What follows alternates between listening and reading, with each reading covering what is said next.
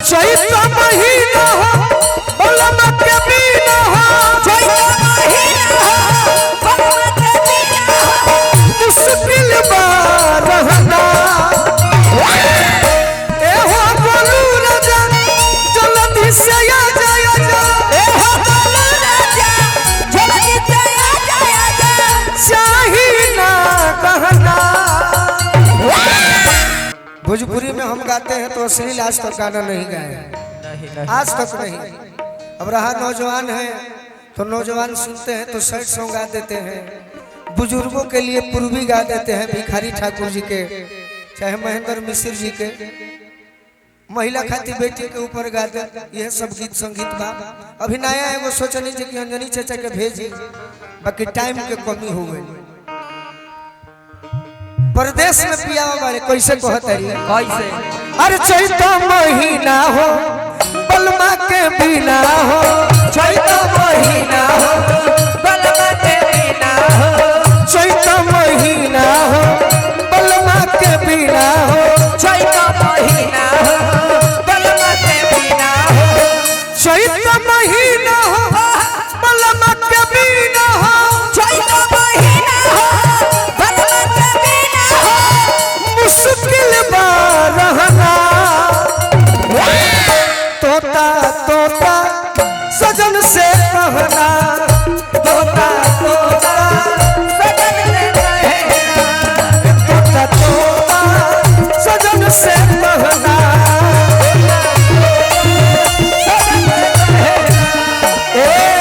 चैत महीना हो बलमा के बिना हो, चैत महीना हो बलमा के बिना हो, चैत महीना हो बलमा के बिना हो, चैत महीना हो बलमा के बिना हो, मुश्किल बा रहना तोता तोता सजन से कहना, तोता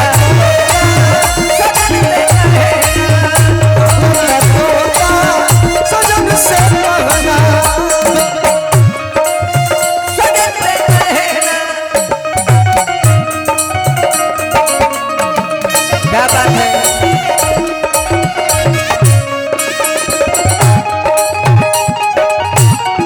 जी आजिए हरेंद्र भैया,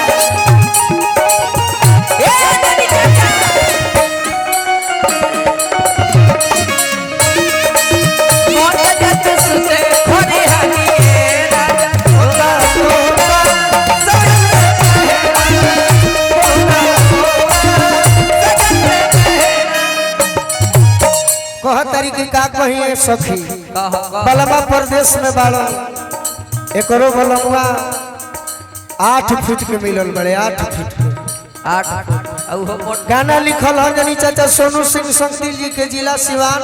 हाँ जी, कंपोज कइल बा गोलू राजा के।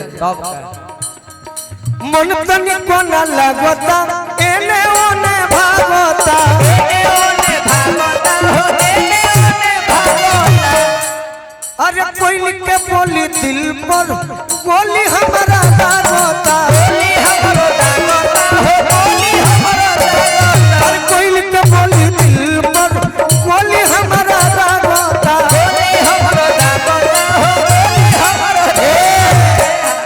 आज ये बेचारा का मन नहीं खेला, वो बेचारा का मन नहीं खेला ना कैसे। हम बहुत कलाकार के संगे देखले बनी जे स्टाफ रहेले। हाँ जी, तो जब देखी है सकी पैसा वाला पार्टी चलल बा अंजनी चाचा नु। हाँ जी, तो भाई केहू चाहे कि हमारा कलाकार के 2-4 रुपया मिल जाए, तब ओकर डिजाइन जान तनी कैसे बा कैसे।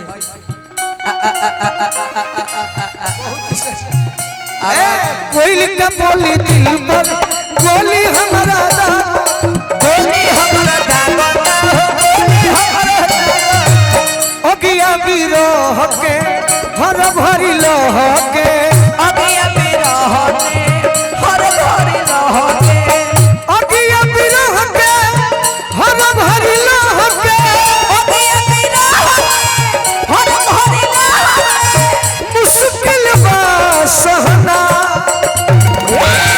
तोता तोता सजन से कहना, तोता तोता सजन से कहना।